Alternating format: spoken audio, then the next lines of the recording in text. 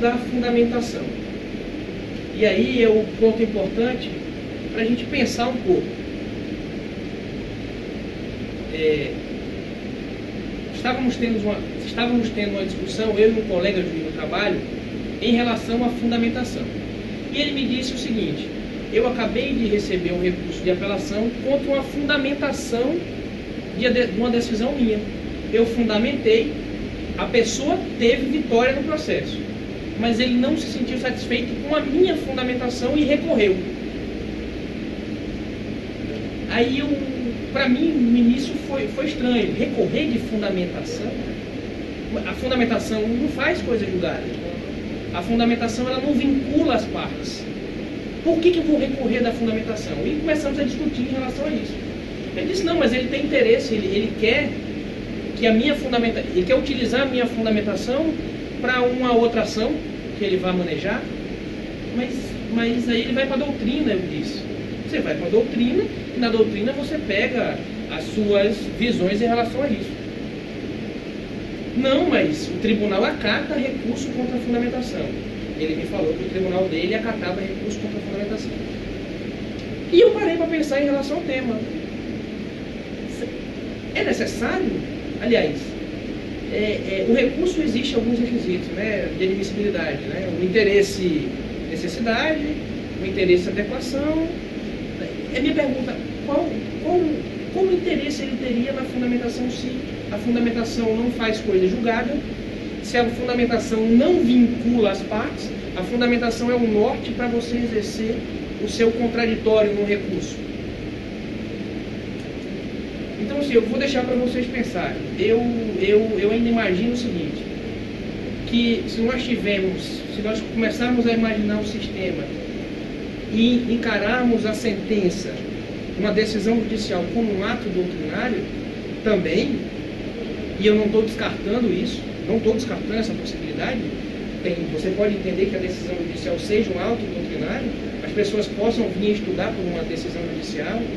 Eu acho que é interessante do ponto de vista doutrinário, mas processualmente falando, eu ainda tenho minhas dúvidas e as minhas restrições em relação ao recurso exclusivamente de fundamentação. Por quê? Porque um dos requisitos para o recurso é você ser sucumbente. Qual foi a minha sucumbência se eu ganhei o processo? Então, isso aí são matérias importantes de vocês pensarem, né? Os alunos também que vão estar assistindo, começar a analisar e tentar imaginar o direito de uma forma mais eclética, mais aberta. E o último ponto que a gente vê de requisito essencial da sentença é o dispositivo. E o que seria o dispositivo? O dispositivo é aonde o juiz faz a síntese. Como eu disse a vocês anteriormente, existe uma tese que vem uma petição, um pedido, uma pretensão.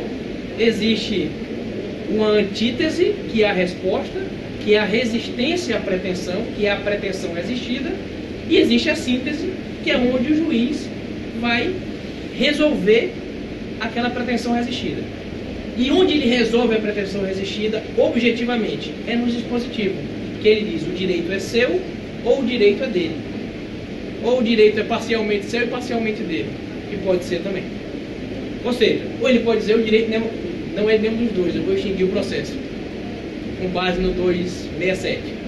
Enfim, mas o dispositivo é onde ele resolve, é onde ele decide, é onde ele põe fim ou ao procedimento, concedendo, extinguindo o processo em resolução de mérito, ou põe fim à fase, resolvendo a lide. Aí a pergunta que não quer calar é a seguinte: o dispositivo é o pelo exposto, julgo, ou você consegue analisar outro tipo de disposição que não seja especificamente dentro do pelo exposto, do último parágrafo da sentença? E eu estou dizendo isso por quê?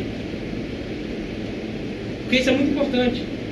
Se a gente tem a visão de que apenas o dispositivo faz coisa julgada, a gente vai ter uma consequência. Se eu disser que o dispositivo é aquilo que está dentro do parágrafo do pelo exposto, e se eu disser que não, eu vou ter uma outra consequência. E aí, vamos tentar botar isso em prática.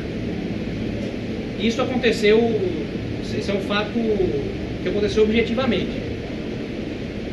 Eu tinha uma demanda onde um cliente demandou um banco, inicialmente.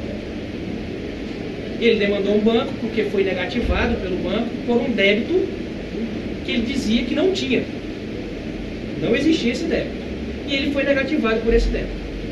Dentro do procedimento, o juiz disse lá: realmente esse débito não existe.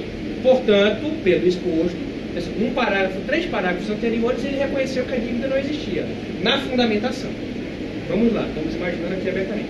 Na fundamentação ele disse: esse débito não existe. Mas quando ele chegou lá no pelo exposto, no último parágrafo, pelo exposto, julgo procedente a pretensão e condena o banco a indenizar fulano em 5 mil reais pelo dano moral sofrido. Ótimo. O banco pagou. E depois de 2 anos, o banco negativou ele novamente pela dívida. E ele novamente demandou contra o banco. Disse: olha, eu já ganhei uma ação contra vocês. E vocês estão me negativando de novo. E a argumentação do banco na contestação era: não, negativo. Quando o juiz disse que o débito não existia, ele não disse no dispositivo. Então eu não estou vinculado. Não faz coisa julgada. A minha negativação está correta.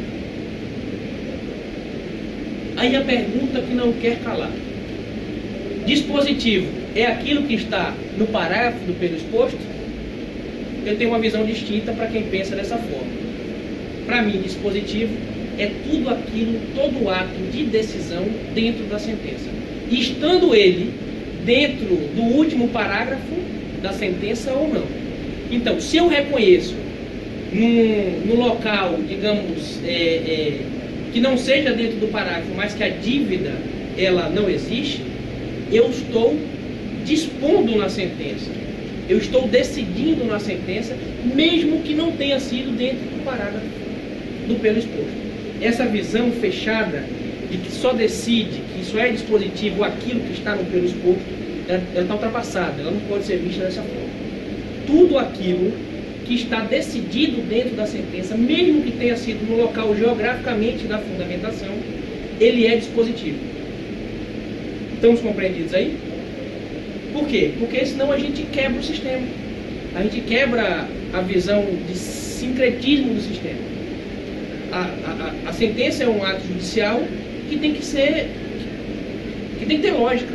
Não tem lógica eu dizer que a dívida não existe e porque não coloquei no parágrafo da sentença eu não ter decidido. Obviamente, o ato foi decidido, foi um ato decisório e essa decisão, mesmo estando dentro da fundamentação, ela vai vincular as partes. Então, o que é dispositivo? Além daquilo que está no pelo exposto, ou isto posto, como quem queira escrever, é tudo aquilo que você decide dentro do teu ato decisório, estando ele ou não dentro do parágrafo do pelo exposto lá no último parágrafo da sentença. Se você diz, se você dispõe, se você põe uma carga decisória em qualquer parágrafo da sua sentença, aquilo ali é um dispositivo. Acabou essa visão que existe um dispositivo único, né? Hoje em dia se fala-se inclusive de capítulo de sentença, ou seja, cada capítulo é uma decisão. Estamos compreendidos?